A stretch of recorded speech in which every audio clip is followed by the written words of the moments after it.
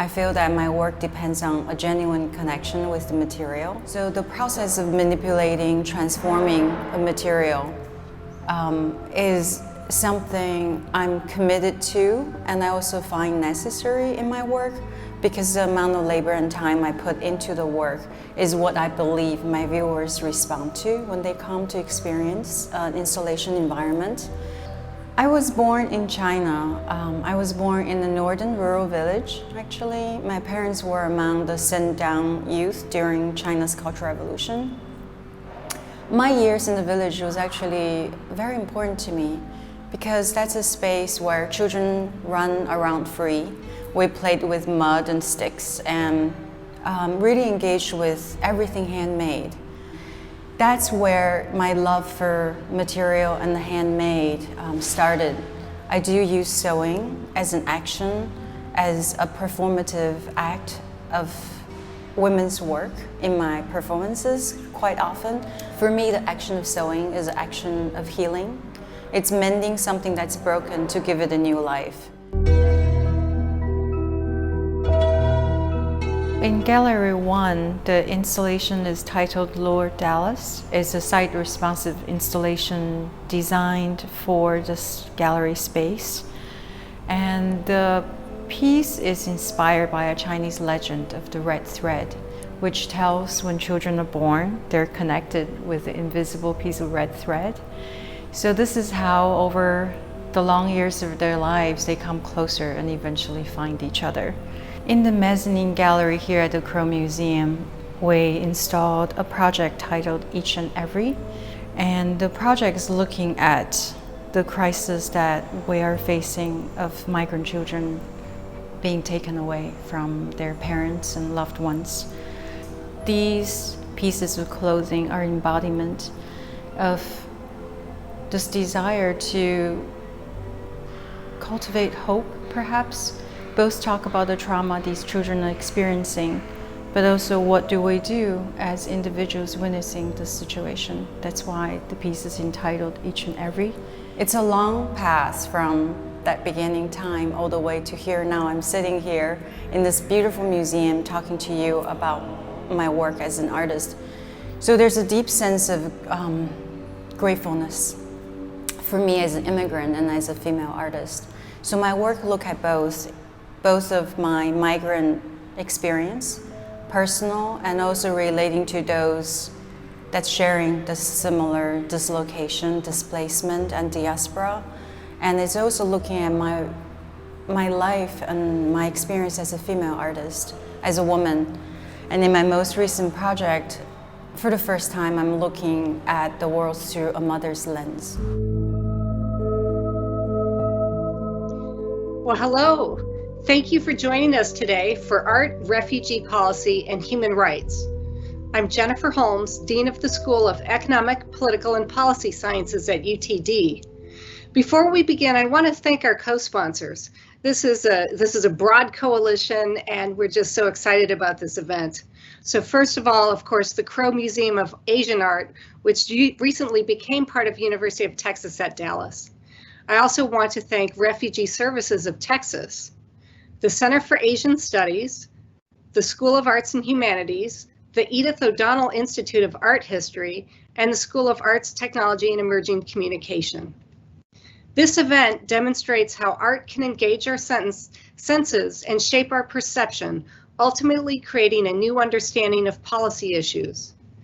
Today's event focuses on the Trump administration's policy of separating children from their families at the border. This practice has forced a gut-wrenching discussion of the ethical, legal, and human rights implications of this directive. Please allow me to introduce my colleagues who will moderate this event and introduce our presenters. So Dr. Banks Miller is an associate professor of political science at the University of Texas at Dallas in the School of EPPS, as well as associate dean for graduate education. He received his PhD from The Ohio State University in 2009 and a law degree from the University of Texas in 2004. Dr. Miller's research focuses on judicial decision-making and legal policy, including research on asylum decision-making in the United States. Dr. Jacqueline Chao is Senior Curator of Asian Art at the Crow Museum of Asian Art and curator of the exhibition that we'll hear about today, Beili Liu, One and Another, currently on view at the Crow Museum. Dr. Chao's curated exhibitions have presented works ranging from the historical to the contemporary in all medias, from emerging and established artists from across the globe. A specialist in Chinese and Buddhist art, she previously taught Asian art history at the School of Art Institute of Chicago, was director of exhibitions and residencies at Chicago Artists Coalition, and contributed research to the Chinese painting collection at the Art Institute of Chicago. She holds a master's and a PhD in the history and theory of art from Arizona State University and an honors bachelor in art history from the University of Toronto. I'm delighted that I can now call her a colleague here at UT Dallas. Now Dr. Miller will introduce Dr. Cordell. Hi, everyone. It's my pleasure to be here, and I thank you for having me. It's also my pleasure to introduce my colleague, Dr. Rebecca Cordell, who is an assistant professor in the School of Economic, Political, and Policy Sciences here at the University of Texas at Dallas. She received her PhD in political science from the Department of Government at the University of Essex in the United Kingdom in 2017. Her research interests include human rights, political violence, state repression, and big data, and I am very much looking forward to her presentation. Thank you for having me here, and it's my pleasure to contribute to this very interesting and important discussion. So my short talk today is going to focus specifically on refugee policy and human rights. So what is forced displacement, and where does the topic of refugees fit in currently around the world? So in 2019, the global figures on individuals that have been forcibly displaced around the world sits at 79.5 million. We can break down forcibly displaced populations into refugees, which has been estimated at 26 million, internally displaced people at 45.7 million, and asylum seekers at 4.2 million. And refugees can be established and understood as someone who has fled their country because of persecution, war, or violence. Internally displaced person is someone who has fled for the very same reasons but has never left an international border. And an asylum seeker is someone that has been given sanctuary as a refugee within another country and receives legal protection and material assistance. So how has internally displaced people, refugee populations, and asylum seekers changed over time? What we can see here on this graph that I've created from UN data is that over time, forcibly displaced people have increased greatly. So from 1990 right up until today, it's increased greatly over time. And ultimately, I'll be going through some of those reasons as to why that's the case. But what we're living in right now really is a humanitarian crisis and refugee populations that we've never seen before. So where do refugees come from and where do they end up? Where are they hosted? So the typical countries, here are the top 10 for the countries of origin of where refugees are coming from. And so what we have here is many countries that are precisely experiencing conflict, political turmoil, human rights violations, and violence. And so just to pick up a few countries from that left-hand column, Syria, Venezuela, Afghanistan, Iraq, Democratic Republic of Congo, for example. On the right-hand side, we have a list of those countries that are the top 10 for hosting refugees. Turkey, for example, at the top there.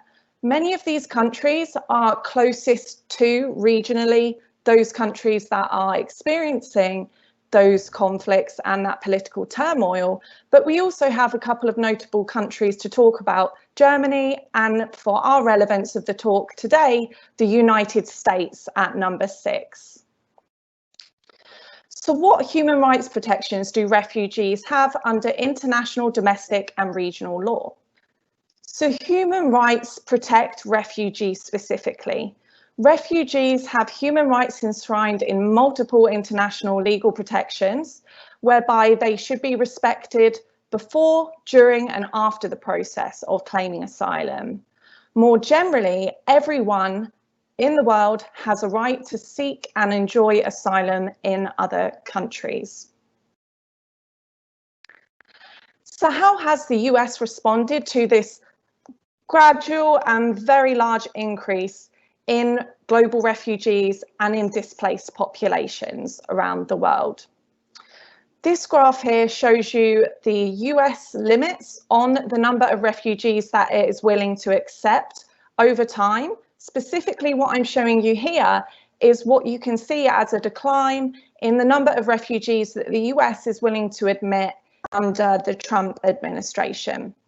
And so historically, the US has been top country in the world for refugee resettlement programs, but we can see here a really steady decline over time that goes from 85,000 set by the Obama administration that first 2016 till today, where 2021 next year has been set at just 15,000. And so this is a real dramatic increase that poses a stark difference to the dramatic increase in the number of refugees and displaced people around the world. Specifically, the types of US immigration policies that the Trump administration has been pursuing, a zero tolerance policy that was broadly established in 2018. This policy is directed at US attorneys' offices along the southwest border, whereby they are urged to accept criminal prosecution of all cases involving illegal entry. And so this is really a criminalization process and move towards immigration itself. What this led to is the family separation policy that is something we're going to be talking about a great deal today. And you'll see that it was actually begun in 2017. The pilot was the year before the 2018 zero tolerance policy on migration, but it greatly expanded during 2018. Specifically, parents are required to serve time in criminal custody along the southwest border. The reason why families are being separated is because children cannot be imprisoned criminally with their parents. Estimates on how many people have been affected: 5,500 children have been forcibly separated from their parents. And this is a policy that has now come to an end. However, we see a real modern implication of this, which is that a news article came out just this week, which shows that parents of 545 children separated at the border cannot be found. So what are the implications of this family separation policy on human rights and on politics more generally? So ultimately, this policy is designed to deter parents from immigrating to the US and to coercing them into giving up their asylum case. Physicians for Human Rights have established and made calls that this policy amounts to torture because it causes severe pain and suffering in order to punish, coerce, and intimidate Central American asylum claims. And this is important because these are protections under international law, a violation of the Convention Against Torture. So how does this US immigration policy specifically look compared to other countries around the world? How different is the US? So fundamentally, most countries have moved to adopting an immigration system that sees migration as an economic instrument. This is to say that it is being used as a gig economy, whereby people are allowed into a country based on what they can contribute economically, and that countries can keep them within the country as long as it's for that economic job purpose. However, the US immigration policies are actually very different to this. They're not focused on this economic instrument. They focus more on a traditional family reunification, and that is to say that for refugees, primarily surrounding allowing family members to come. Moreover, there's also a limitation on highly skilled migrants and temporary migration, which is in contrast, difference to other countries around the world. And that fundamentally these processes can actually allow to American citizenship, which is very different from other countries too. Specifically, no other country in the world has a family separation policy.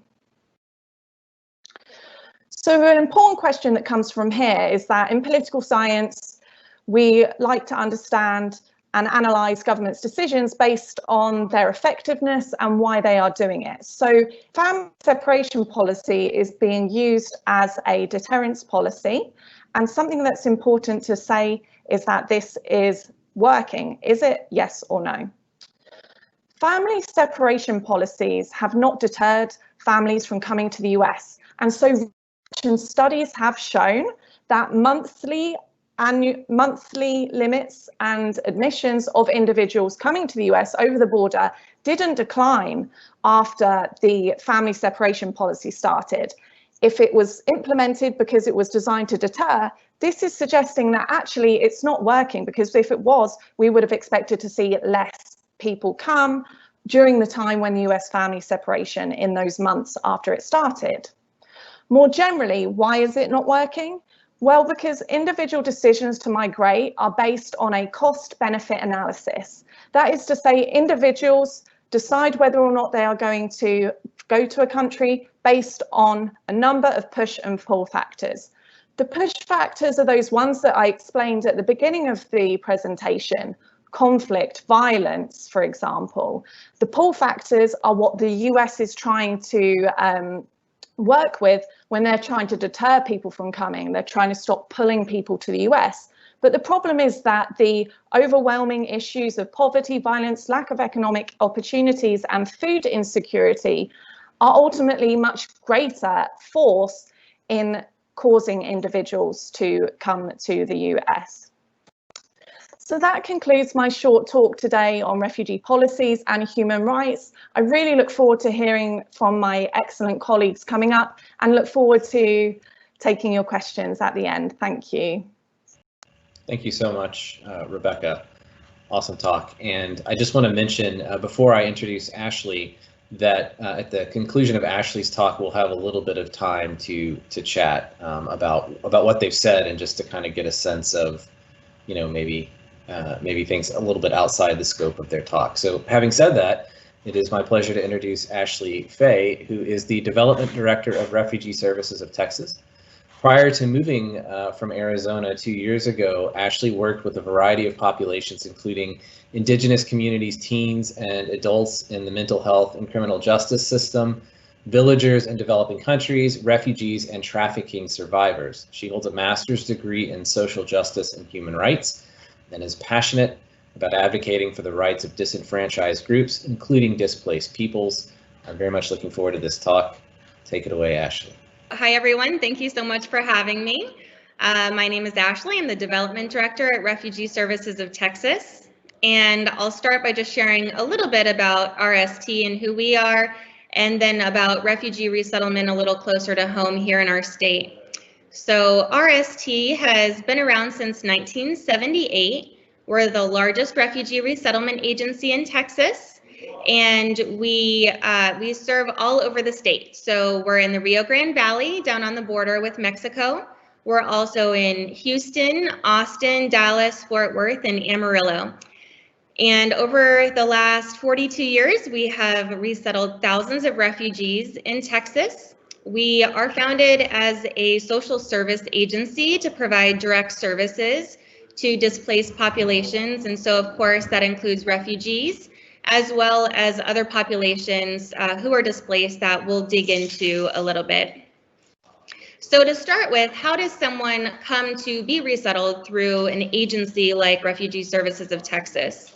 So in a typical scenario, someone who is experiencing persecution on the basis of inclusion in a social group, whether that's on the basis of ethnicity, tribal affiliation, religion, political affiliation, they have experienced some sort of persecution, and typically that comes with violence against themselves, violence against their family members, and by definition, quite a lot of trauma. And so when that happens in this scenario, they'll flee to a neighboring country where oftentimes they'll be in a resettlement camp, a refugee camp. And so while there, the average wait time in a camp is 26 years. So we have whole generations of clients coming to us from refugee camps all over the world. So while they're there, they can apply through UNHCR, which is the United Nations High Commission on Refugees, to be resettled in a third country. That's very rare that actually goes through and they are resettled.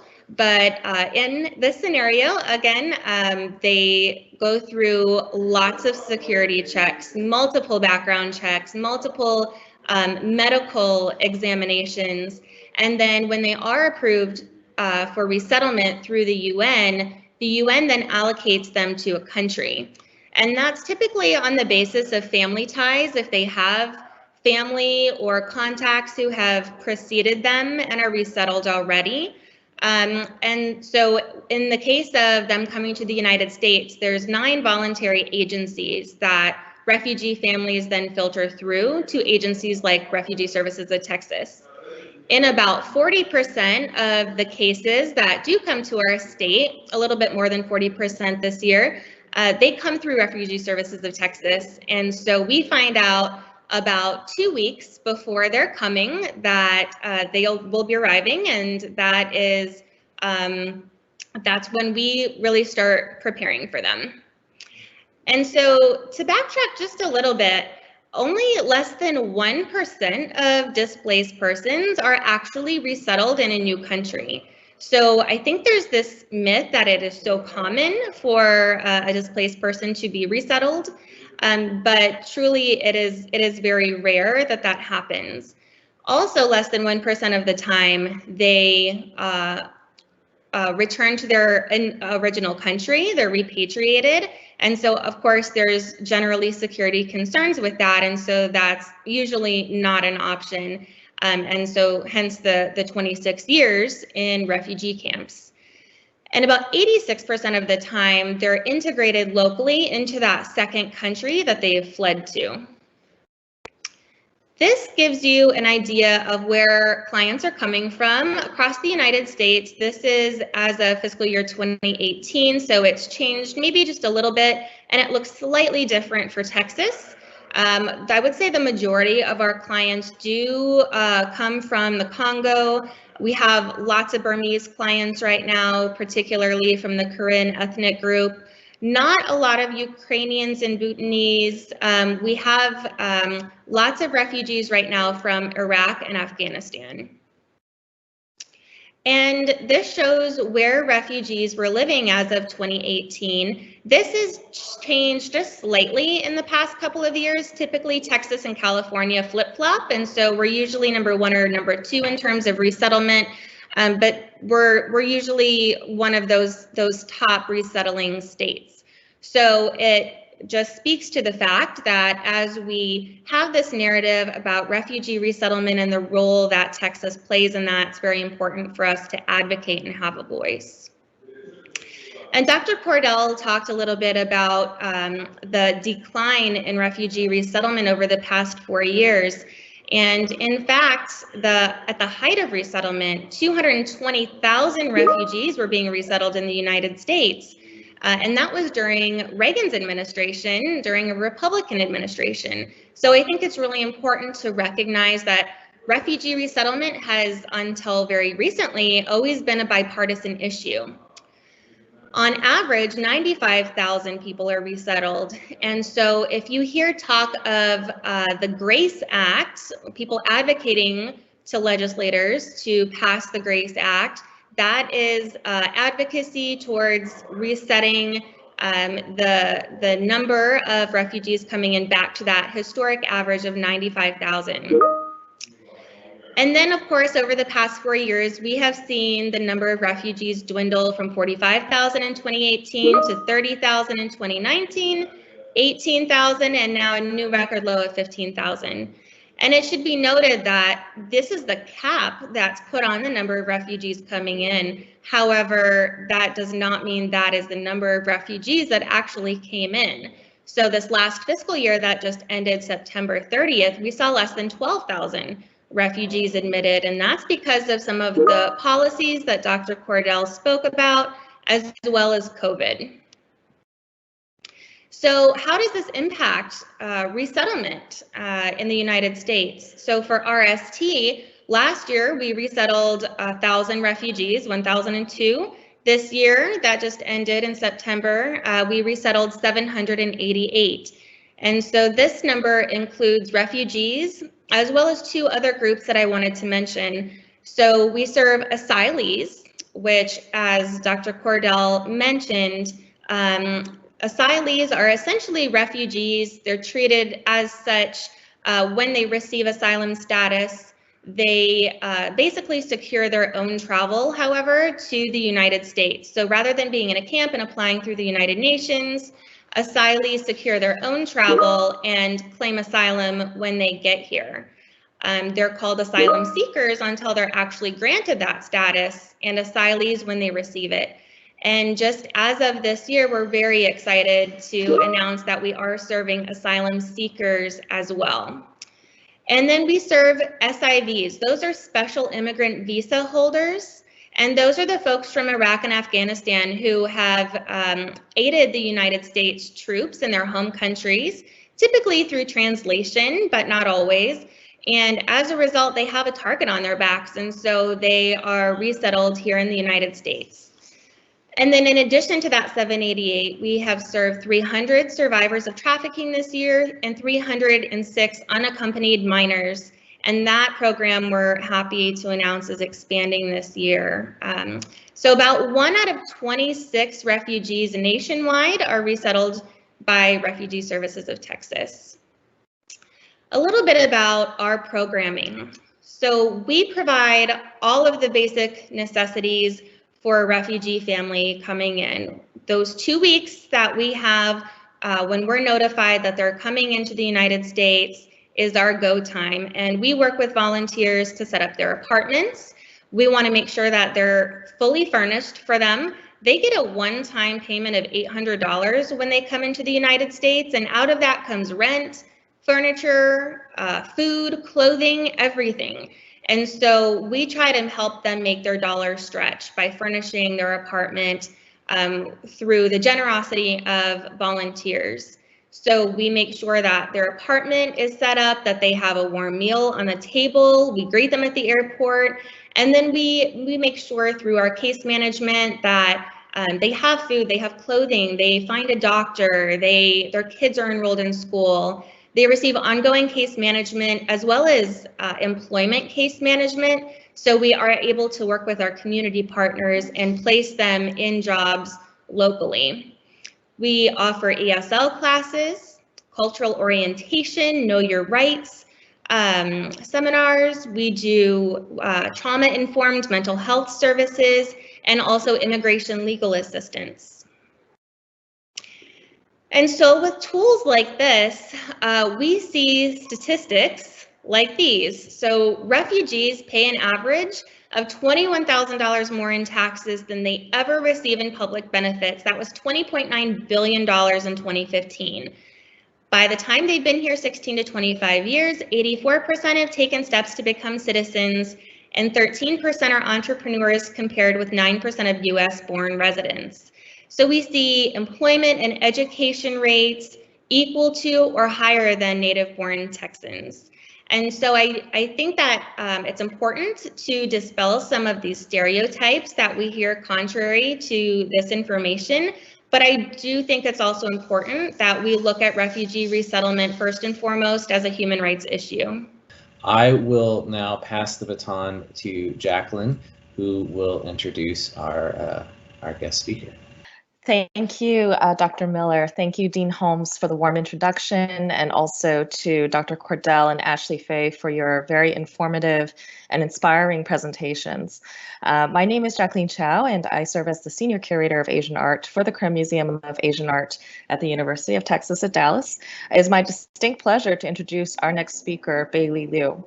Beili Liu is currently the Leslie Waggoner Professor in the Fine Arts at the University of Texas at Austin, and a nationally and internationally recognized visual artist who creates material and process-driven, site-responsive installations. Working with commonplace materials and elements such as thread, scissors, paper, stone, fire, and water, she manipulates their intrinsic qualities to extrapolate complex cultural narratives. Her work has been exhibited in Asia, Europe, and across the United States.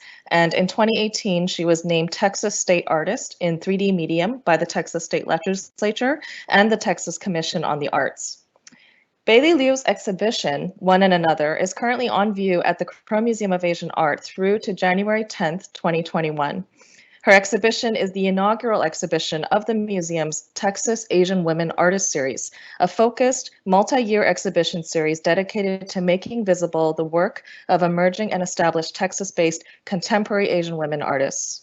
The artists presented in this program focus on contemporary issues in both Texas and abroad, giving voice to complex, humanized stories of identity, place, tradition, and modernity.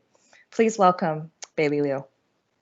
Thank you so much, Jacqueline, for that wonderful introduction. I am deeply honored to be part of this great panel discussion on this really important topic that we're facing.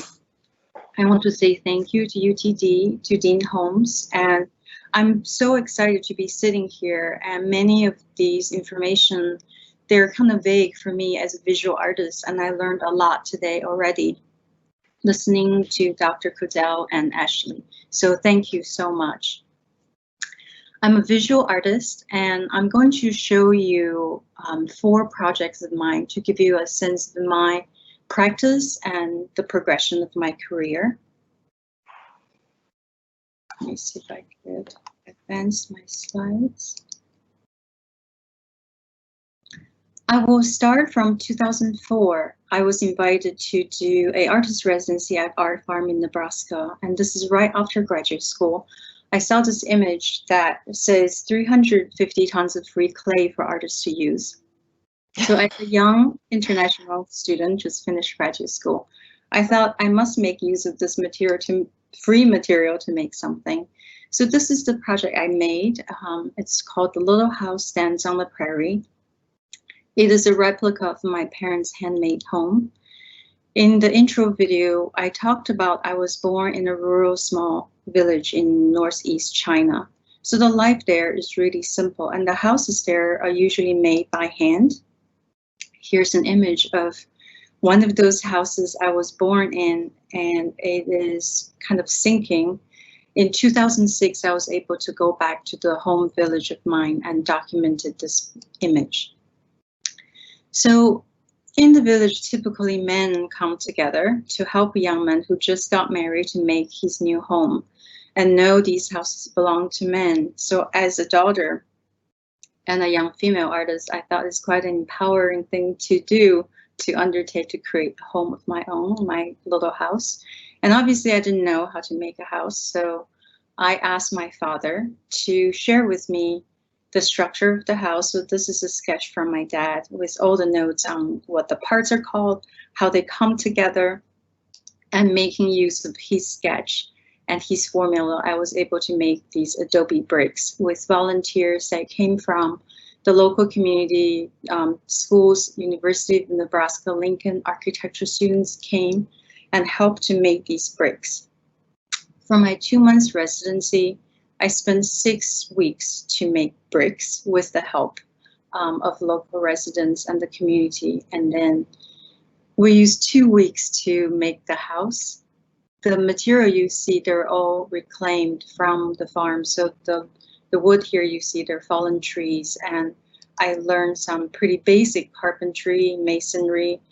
It's interesting and empowering of a process to realize if you have this vision of a dream, and if you just commit to it, you can make it happen. So the site of this house is called the Mountain Wall, referring to the Chinese character of a mountain with the peak. And I can share this is the hardest to lay wall because every brick needs to be trimmed and it's like a puzzle putting together. You can also see a sense of scale from the last image. Inside of the little house, I borrowed the tradition of this type of Chinese adobe house where we pasted Chinese newspaper. Actually, these are American newspaper about China back in 2004. And the idea of making use newspapers because it's a free and easy to access material to basically seal up the mud wall. In a way, that time and how China was viewed in the US was preserved in the little house. I see the little house as almost a self-portrait. It's an autobiographical piece. It echoes my time and place where, as a young artist, trying to make a life and career on a foreign land. What I also learned with this project is that the local residents would come and they would ask the question of, have you seen the sod houses on our, Great Plains? And I realized, having seen and researched on sod houses, how similar this practice is. When we come to the very basic human needs of shelter, we reached out to similar materials, humble, available materials, which is mud and straw and clay. And that's the moment I realized that perhaps that is the key of my work, where I'm looking at our shared humanity, regardless of our cultural differences, even though that Nebraska prairie and the rural village are on opposite ends of the globe. There is this connection, this shared understanding. So this is an image looking south from the little house in the village, and here's the house at Art Farm. The idea of this type of home is that they have a lifespan of 30 to 40 years. They return to the earth that they come from. I find it really beautiful to think of a house as a life, just like how we come to this world, we live this life, then we leave. 2 years later, I was invited to go to Jurassic Foundation in Woodside, California. Here's a barn. The beginning project has to do with architecture and the structure of life. I think this was used as a cattle barn, and it was emptied and left on site. When I saw the space, I immediately thought I need to make this image, this impression, like that memory that's fleeting of the little house. Hence the title of this project is Recall. I created this same dimension house structure in the center of the building. What I love about the space is that the roof was not repaired, so there are these openings, the damage over the years and decades. They project these beautiful lights down onto the ground. Throughout the day, the light glides through, and the house, the recall form, catches the light as if it's levitating in the space. The material I use is 100% paraffin wax. I'm a sculptor, and I'm extremely interested and excited about material possibility and how I can push it to the maximum. We're all familiar with paraffin wax. Imagine how you could stretch it into these long strands and to make use of this extremely delicate strand to create that image of a shelter.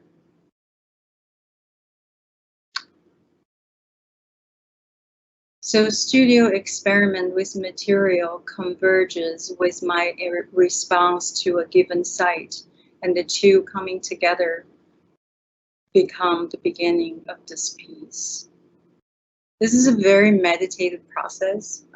So imagine hundreds of strands of paraffin being pulled from water, and the discovery process is very satisfying. Here you can see where the molten wax is touching water, and as it departs the water surface, it retains that drop. As viewers come into the space, they're being touched, they make this connection, and I really enjoy observing my viewers where their behaviors change, their actions change. Even the sound of their voice sometimes shifts. They talk quieter, they walk slower. And every now and then someone might touch, because the material really is transformed so much you can't recognize what it is, and they will shatter in their hands. Those are the moments that I say they really made a connection. They'll never forget the piece. This is an installation being deinstalled, a couple of images. We burn the line from above, so they drop onto the ground and become thousands of pieces. it shows the fragility of the material. And this fragility is the very center of the concept of the piece, where we have this deep longing for home, protection, shelter, while at the same time, it's this intangible image that we're forever seeking. For me, who's someone who traveled far away from home, the idea of homes is on my mind quite often. So moving forward 4 years, in 2008, I was invited to do a show at the Chinese Culture Foundation. The Chinese Culture Foundation is located in the center of Chinatown in San Francisco. And I thought this is a great opportunity for me to really look back, having lived in this country for a number of years, to think about what I really want to make for that immediate community where they're mostly Chinese American immigrants who settled in the Bay Area. They might have been there for a number of generations. So the legend of the red thread came to me. It's one of those stories that everyone in China knows. And later on, through this project, I also learned it's shared in some other countries, cultures, and places. And the legend tells that when we're born, we're connected with our soulmate by an invisible piece of red thread. I love the idea how this invisible connection is red. So I played, as I usually do in my studio, I explored what I can do with the red thread. So the installation starts with a knot. And from the center knot, I hand coil around that knot to make this disc. I then sew a thinner piece of red thread through to hold the coil together so it might open, but they will never fall apart. To suspend each coil, a sewing needle pierces through the very center of the knot. So in fact, each coil is held by friction. As the ambient air sends these discs swaying in space, they have their encounters and they have their entanglements. I see it as quite a visual metaphor of our connection, and it's very much about longing to connect. And this project, as a prayer for connection, in fact, connected me to many different places, cultures, and people. I think the project sort of took me with it to all over, around different locations around the globe. And each time I feel that I'm serving the work to share this message of connection.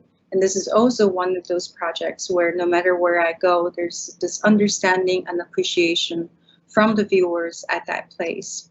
In that way, the project continued to connect. And most recently,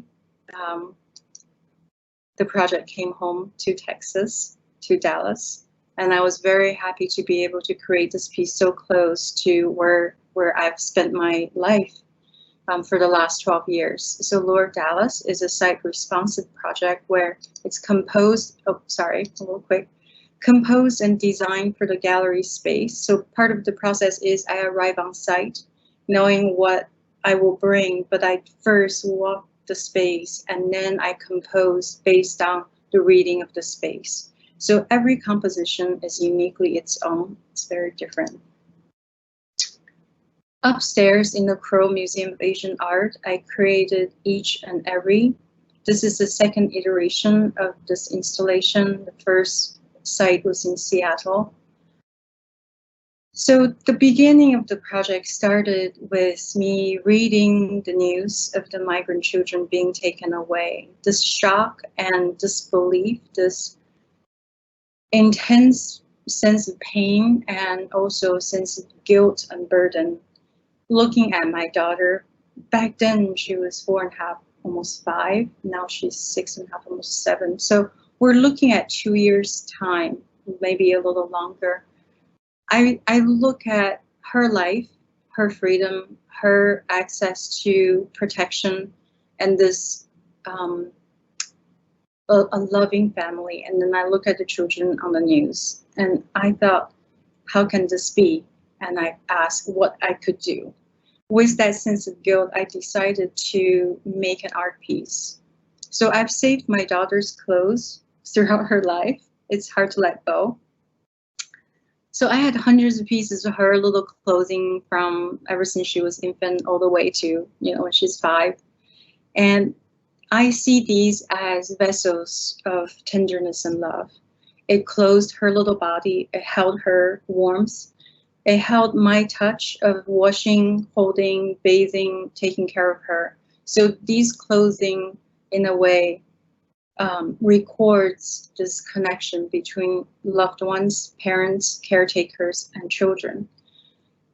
I immersed these small pieces of clothing in liquid cement, so it records and retains the folds, the ruffles, some of the details of the clothing, which was quite a surprise for me. I thought they would be really flattened. In addition to my daughter's clothing, I also called for donations from her school and the community. When the clothes is dipped and stiffened, I see them both as entombed and preserved. That time they spend with the parents are embedded in the clothing, but the absence are also embedded in the stiffened and grayed clothing. So the color of the clothes disappear as well as you dip them into the cement. It's quite an intense and violent act when you take a soft piece of clothing and immerse it in cement. And each one is different. Each child is different. Each child is a world for the parents. And as I work on this project, I realized this is such an intensely personal piece. I'm making it as a mother. I'm making it with this imagined sense of what if my daughter's taken away from me. I cannot fathom how these parents are spending the days not knowing where their children are. And with the most recent news of 545 kids who, we lost the parents in the system. It's also political. So the personal and the political are coming in together in this piece. Looking at hope and looking at how each and every one of us could move on, I thought we need to think about what we could do. In my mind, as an artist, what I can do is something small and persistent. And for me, sewing is healing, sewing is mending. So I decided to perform fixing damaged children's clothing in front of this massive plane of gray. So I mend little tears and missing buttons. And this quiet meditative process is also a sense of resilience, perhaps defiance. I'm giving a new life to these seemingly useless, discarded piece of clothing in the hope that they could move on to serve another child. And the fun story is that my daughter would come, and when I have a piece that's her size, I'll give it to her and she'll happily take it away. Children really don't care if there's a stitch or two. And I think in that way, perhaps we could think about how we can move on. And I'm also very sad to say, when I made the project, when this was on display, I was saying, I hope this project will be outdated soon. It will be just a thing of the past. And sadly, today, more than 2 years, maybe almost 3 years now later, we're still talking about this situation that's unresolved. So this is the end of my presentation. Here's a silent video to show the performed act. And I think this is also a point we could open up for questions.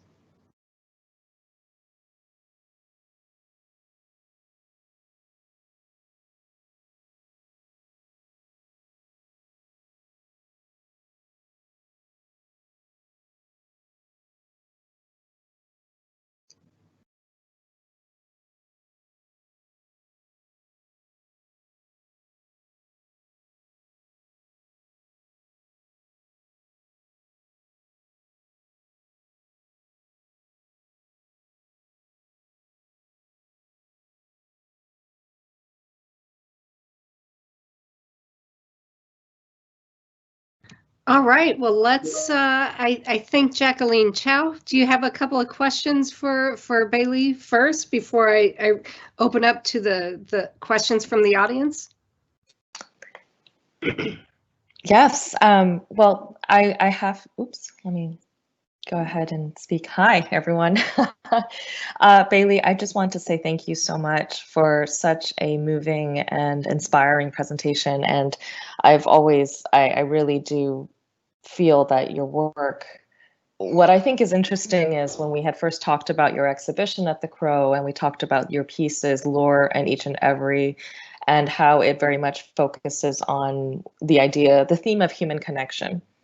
And I feel like there's such a relevancy to that more than ever, especially in this moment that we're living in right now. So I feel like the way that you're able to weave this, this artistic response to these themes of migration, immigration, displacement of peoples, all of these things that are happening right now, which, as you say, regrettably are still happening. I just feel like they just have such an urgency and relevancy at this moment. So I really appreciate that. Thank you. I wanted to just ask the question about, and you've already kind of touched on this, but this idea of the role of the artist and how you see yourself as an artist who is responding to social justice causes. You felt compelled, as you said, to respond, to create some sort of awareness. And I'm just curious about how you see yourself in that role through your work.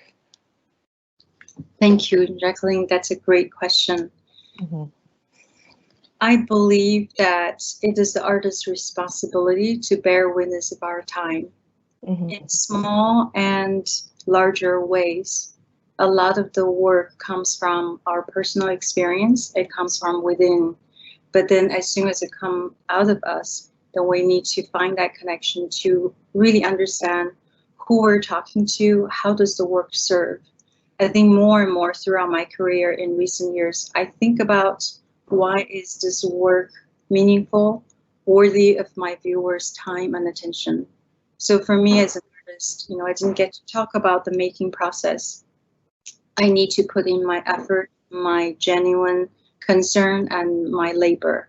So the hours that I create these pieces are embedded in the work, and that's how I believe the work then holds this energy and essence that can touch and influence viewers. I'm offering something. Yeah. And in this case, for the last project I talked about, I don't feel that I know enough to make that claim. This is a project for social justice. I feel like I learned so much from the speakers today. I'm a student of what is happening in the world, and the inability to help is the driving force of why I want to make this piece. First, I'm processing it, then I'm putting it out there. And I do feel a sense of gratification when I think the piece is encouraging the conversation to continue, both within the art space, but also in a space like this, that the dialogue is continuing. Perhaps we can encourage awareness and also to inspire change. Well, let me ask one quick follow-up. One of our guests asked if you have received any negative feedback for this piece of work. Thank you. No, I'm surprised personally, because I do understand that I'm addressing a topic that's not necessarily neutral, and we have different political shifts and currents and opinions. I am surprised that I have not personally received any message information. I post things on social media. I haven't seen anything. I wonder if there is a difference than just making a statement versus putting this effort and this hope out there. Maybe people could understand that I'm not trying to say what is right and what is wrong. I'm talking about this as a mom, and I'm talking about this as if my kid is taken away, how my heart will be broken. And I think maybe that's respected. I'm guessing, but no, I have not. Well, I'm happy to hear that. I can tell you, as someone I'm a political scientist by training. I'm not, a PhD in art like Jacqueline. But when I saw this piece, it was stunning. I mean, I was left absolutely breathless. It was very impactful, and I know that I really hope more people can take advantage of the opportunity to go see it, it's right now still in the Crow Museum, which is partially open. Another question that's quite interesting from the audience, and this I think will be directed at Dr. Cordell. We have someone asking if Stephen Miller will have a Pinochet in London experience in the future.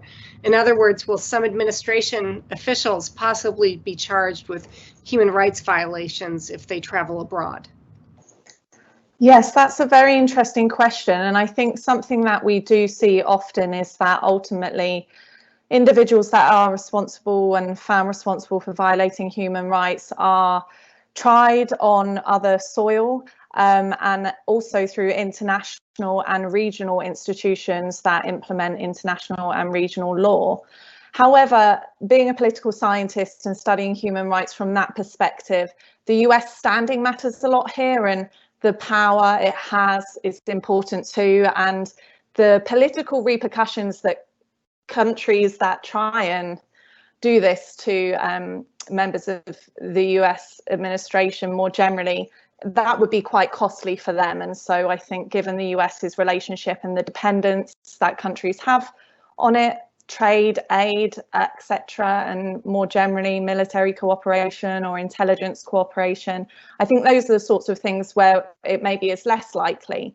What I think is more likely, though, is perhaps that individuals that have been actually experiencing this and they have the right to remedy, and so that we're going to be likely to see more and more individual litigation cases and compensation for individuals that have been obviously affected by this.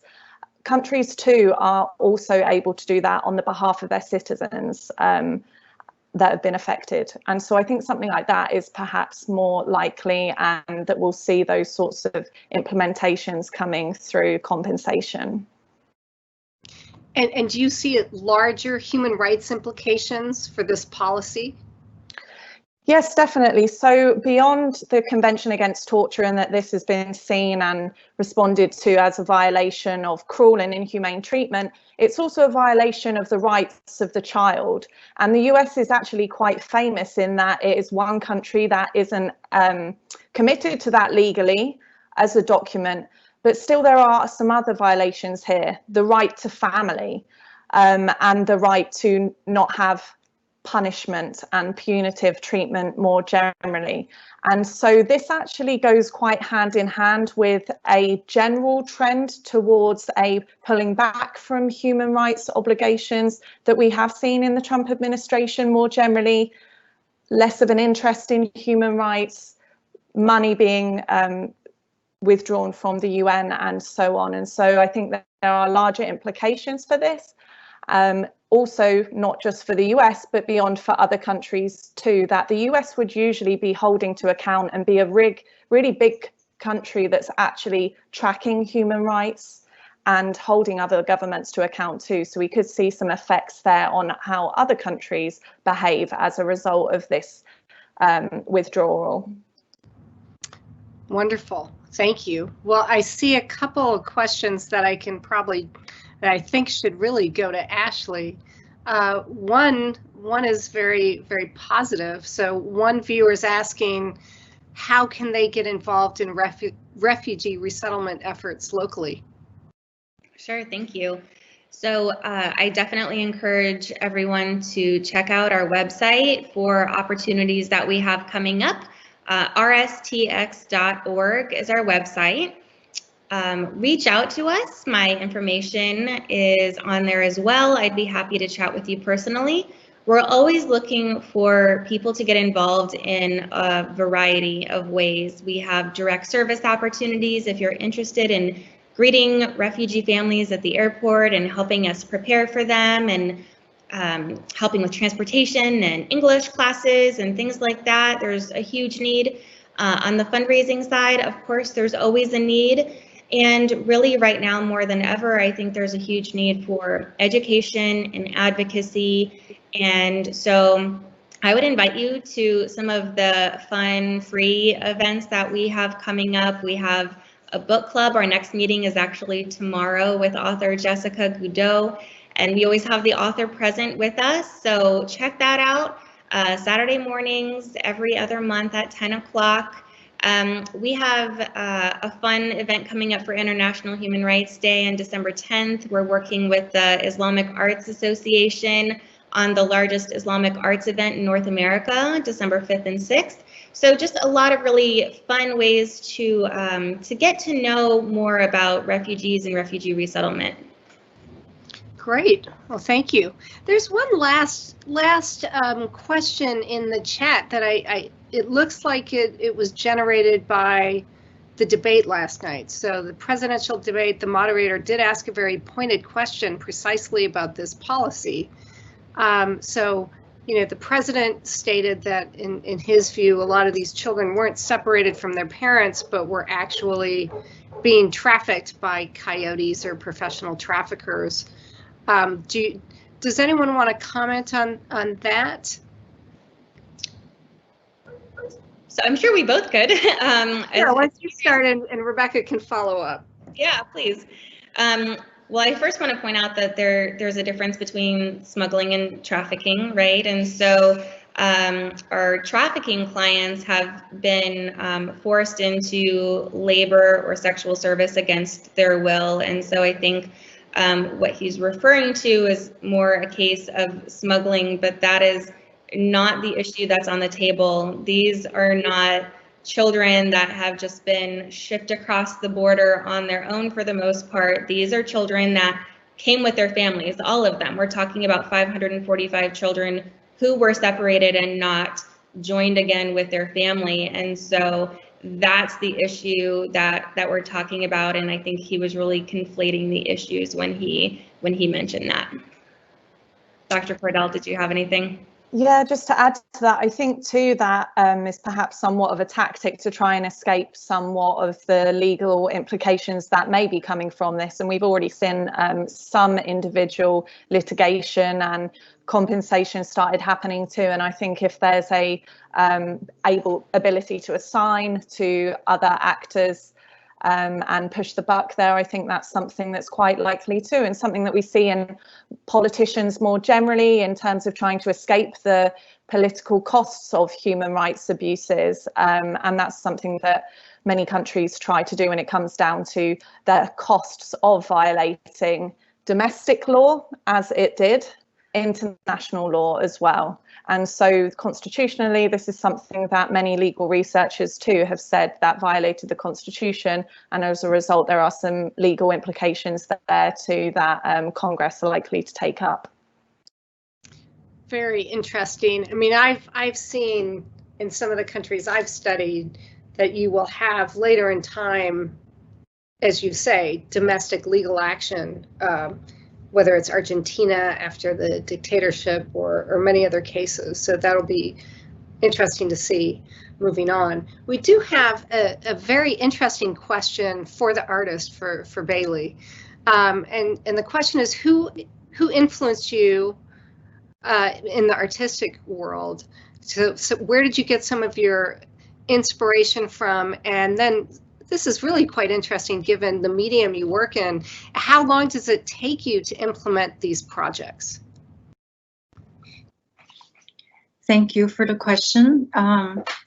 So what influences me? I think my work is very much about my lived experience as an immigrant navigating two cultural systems. A lot of the work is looking at both. And sometimes what really interests me is when I find shared common threads between when we see things as distinctly different, and that I want to point to that with my work. So cultural influences and the migrant experience are two key. Other influences, as going through the visual arts training, thinking about the response to space really excite me. I'm a three-dimensional artist. Like, there's this intuitive sense I have that I want to fulfill a space.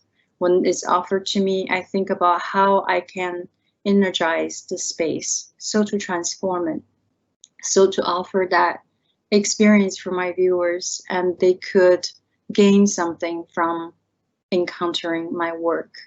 And influences from female artists. And also I talk about sewing in my work a lot. I learned how to sew from my mom and my grandmother, in the Chinese village, this shared language of women's work is a really important aspect of my work. I sort of channel and I borrow from their craft and their technique. And there's something fundamental, enabling, and powerful. So in recent projects, I start to think about the sewing act that's seemingly so insignificant is actually really powerful. This persistence that will make change happen. And one thing, sometimes when I write, I refer to it as dripping water eventually penetrates stone. You know, when you have that one drip that goes through years and decades. So what was the second part of the question? Sorry. No, actually the second part was how long does it take to create these works? And I believe, and maybe you could just comment, I think if I remember correctly, I think there were a couple of UT Dallas students who helped with this most recent installation. Is that correct? Yes. Yes, and I'm extremely grateful to have the support, and working with students is really wonderful because I'm a teacher and I actually think being able to work together on something is the best way to teach them. Like, they get to see the ins and outs and behind the scene. So for a project, usually it takes 1 or 2 years in planning. The production of a piece, like each and every, took about half a year.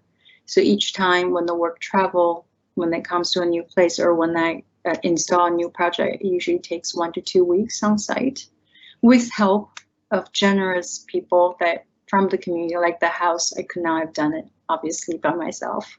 It will take me a year. So it's definitely borrowing from this willingness to help, and it's building this connection through the making too. I wanted to just chime in and just make a comment on Beili's work too, because I'm so struck by what I really love about the work and the way that her process is also the fact that it is focusing on trying to make visible women's labor, making visible invisible labor. Which I think is so important, also related to the things that we're talking about today, because so often, you're seeing the piece in the final form, but that labor is, to be able to show both at the same time, I think is really poetic and important, especially right now. And I just think it's also, I think I love that we're doing this panel together because of the way that art is able to, showing at least that how art can be an accessible tool for communication and really sort of raising awareness about social issues at the same time. I think, art is this wonderful medium for us to be able to bring all of our disparate disciplines together. So, thank you.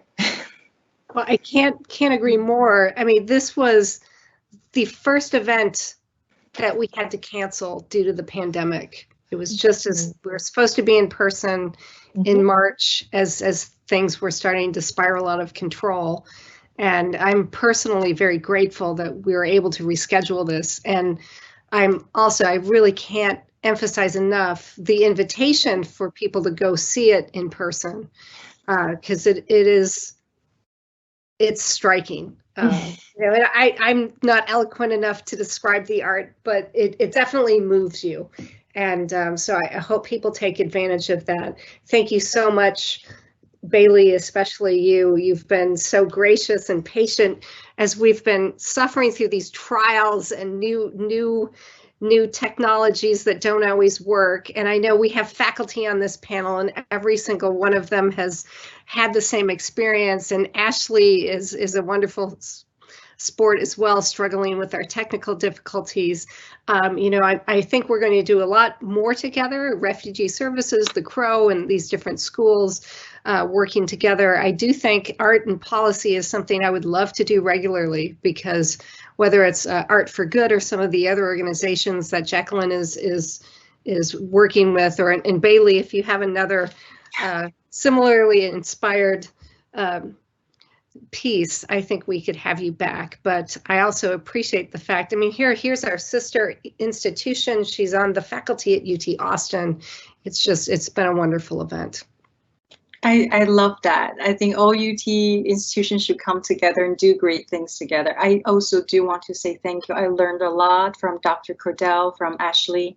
I have these vague ideas and understanding I'm making, but but today I get to see the numbers and listen to you and to know there is actually this organization that helps people that arrive and provide them the support. So it's a gift to me too. Thank you so much.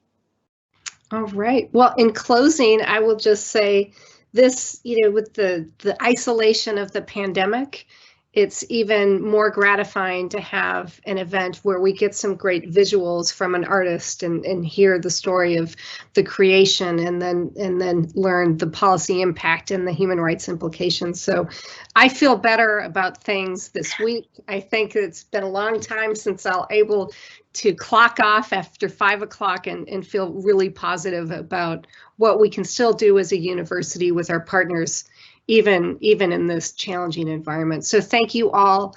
Thank you for your creativity and your persistence, as Beili talks about, in getting this event to come to fruition. So we will clean up a little bit of the edits and we will post it on YouTube and we'll share it with our partners. So if anyone missed it, by all means, they'll be able to share it. And I'll share it with my family, and I know I have some friends who really wanted to see it but couldn't see it live. So thank you very much for joining us. I wish we were in person and I could toast our panelists with a nice glass of champagne, but we will do it again someday in the future. So thank you all very much.